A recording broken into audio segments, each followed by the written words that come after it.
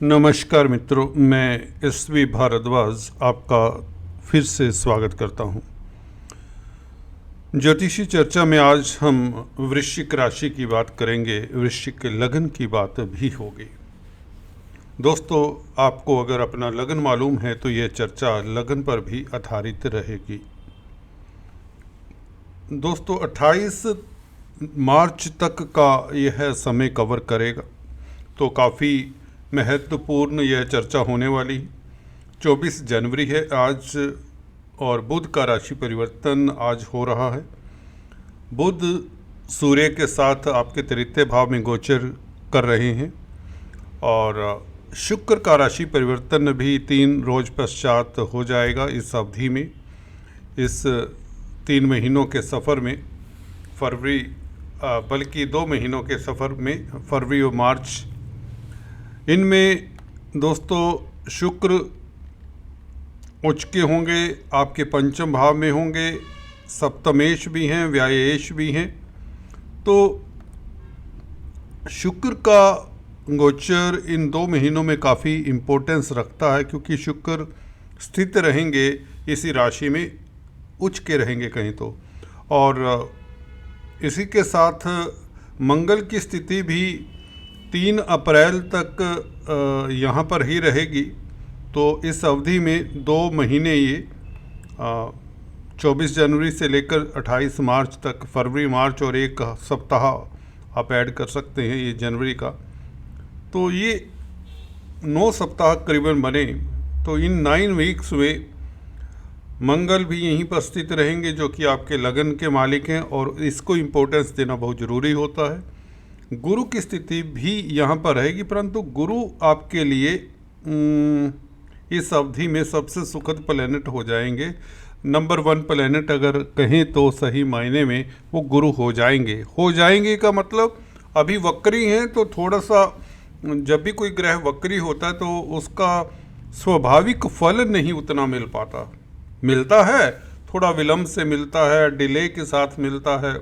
जैसे कि आपको पता ही है, शनि रिस्ट्रिक्शंस, लिमिटेशंस के कारक हैं। गुरु भी जब वक्री होते हैं, अभी वक्री चल रहे, 4 फरवरी से आपको बताना चाहूँगा, बहुत सुखद समाचार है, बहुत नज़दीक है 4 फरवरी।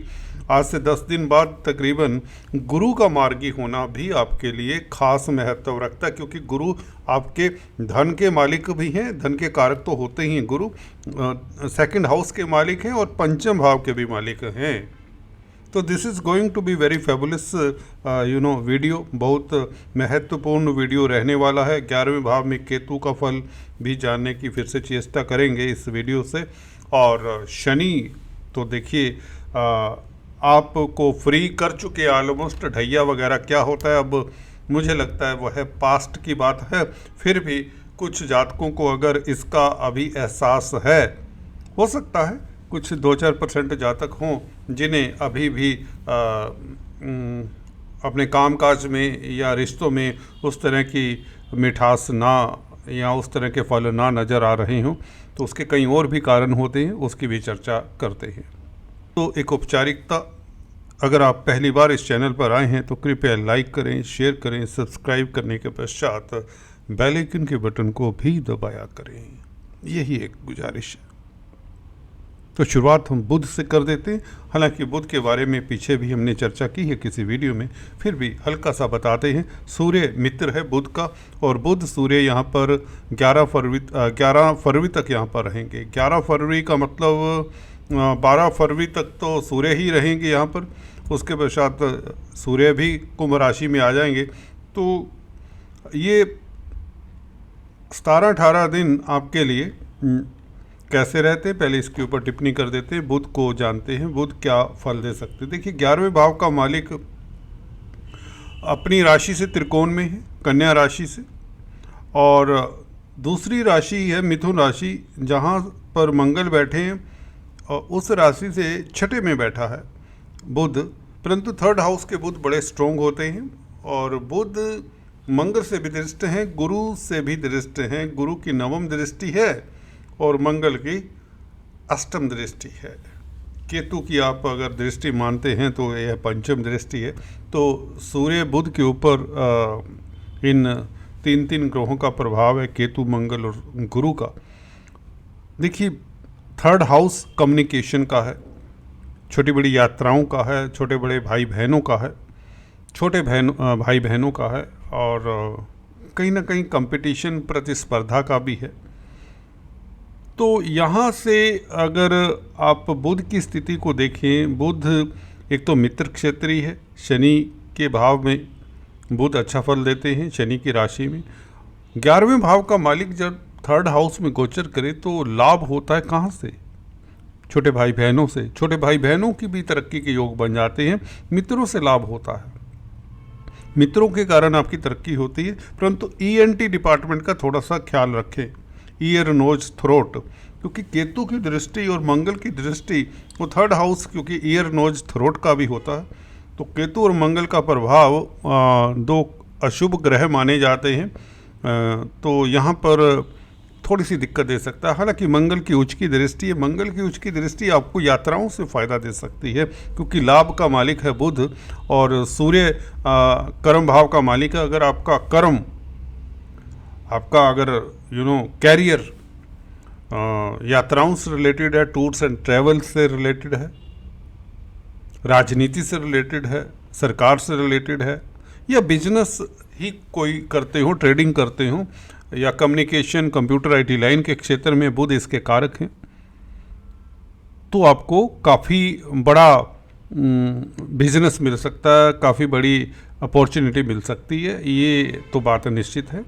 तो जॉब के लिए, कैरियर के लिए ये संबंध अच्छा है। सूर्य के ऊपर और बुध के ऊपर मंगल की दृष्टि, मंगल लगन के मालिक हैं, सूर्य कर्म भाव के मालिक हैं और बुध 11वें भाव के मालिक हैं, तो लाभ होगा कैरियर में।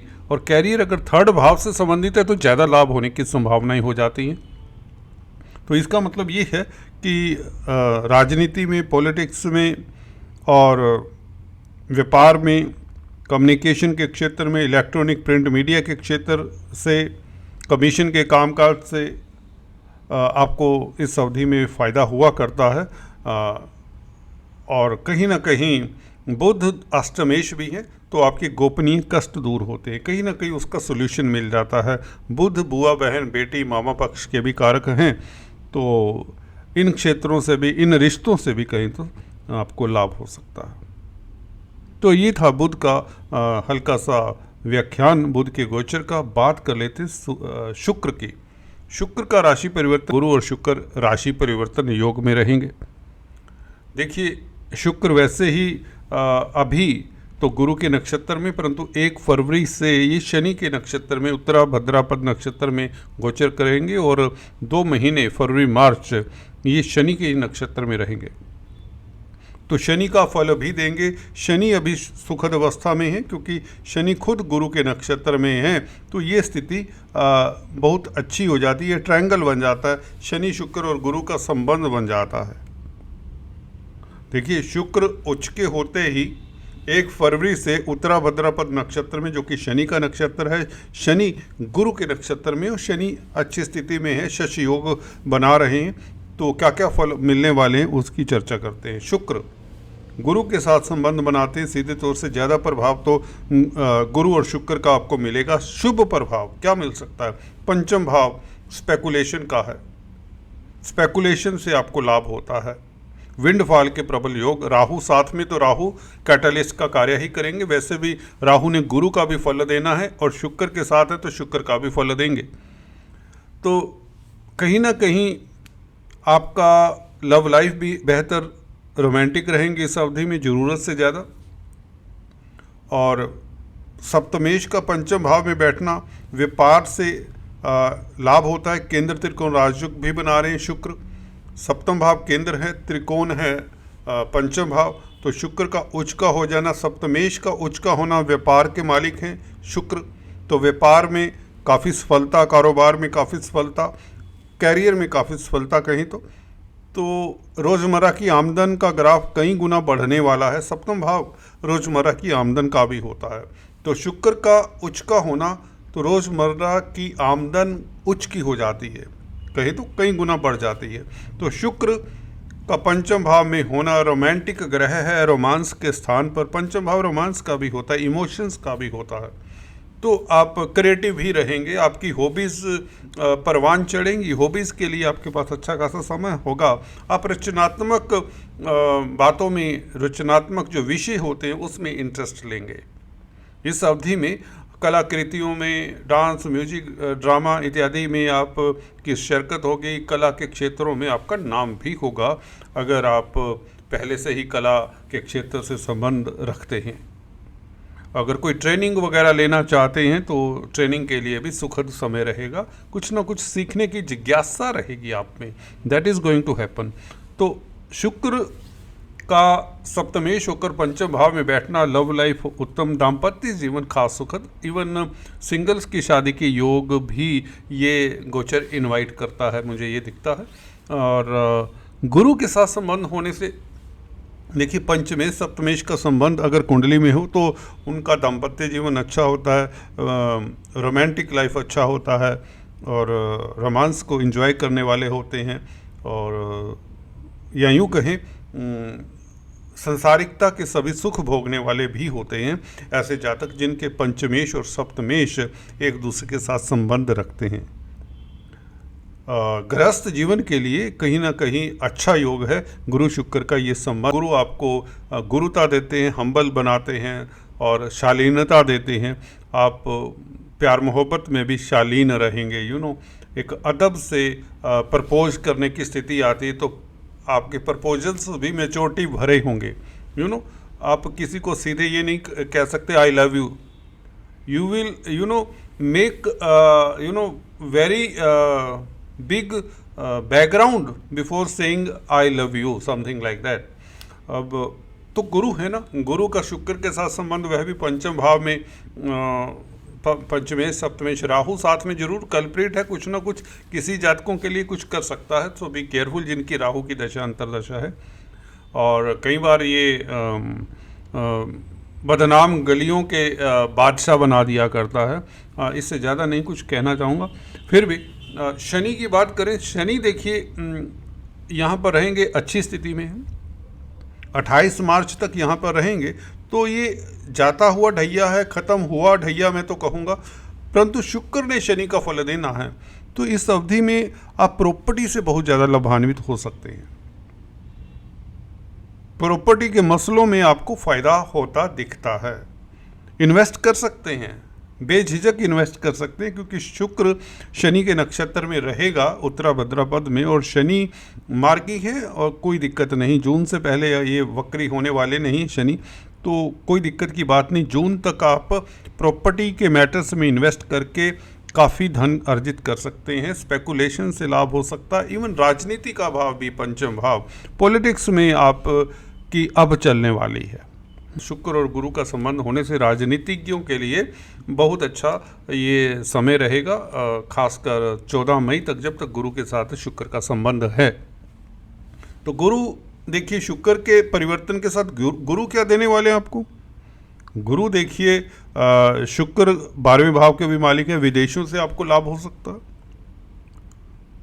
और कहीं ना कहीं आप अध्यात्म के क्षेत्र में भी, अगर आप सीनियर सिटीजन्स हैं तो योगा मेडिटेशन से आत्मिक ब्लिस की प्राप्ति होगी। लगन पर गुरु की दृष्टि है, मार्गी होने से गुरु देखिए आप के जो थॉट प्रोसेस में या किसी तरह का कन्फ्यूजन था, क्योंकि शनि की भी दृष्टि हालांकि लगन के ऊपर है, दशम दृष्टि, तो गुरु का मार्गी होकर लगन को देखना, आपकी राशि को देखना, कहीं ना कहीं आपको धर्म कर्म से लाभ होगा, आप के काम आएंगे। धार्मिक व्यक्ति, लर्नड व्यक्ति आपके काम आएंगे।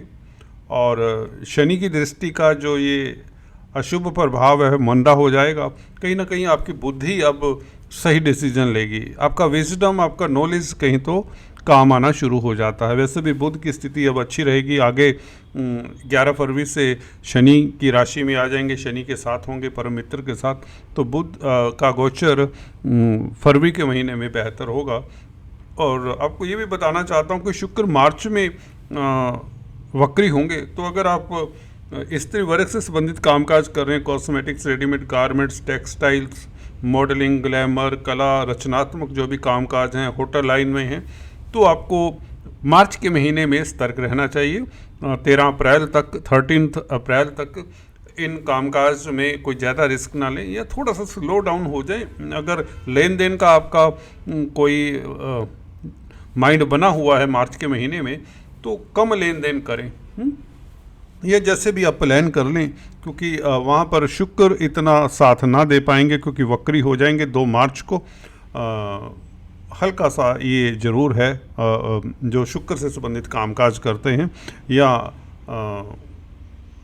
सप्तम भाव दाम्पत्य जीवन का भी है, तो दाम्पत्य जीवन में भी कहीं ना कहीं कई बार होता है कि आपने कोई प्लानिंग की होती है कहीं घूमने फिरने का, तो उसमें अवरोध आ सकता है।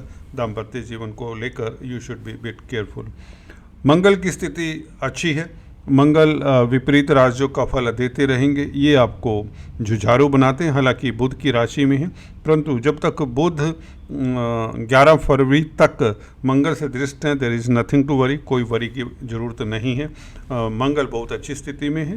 केतु 11वें भाव में आपके लिए रामबाण का कार्य कर ही रहे हैं। केतु से आय के साधन बढ़ने के योग बनते हैं, हालांकि बुध की राशि में। तो कुल मिलाकर मुझे लगता है आपको बुध के उपाय करते रहना चाहिए।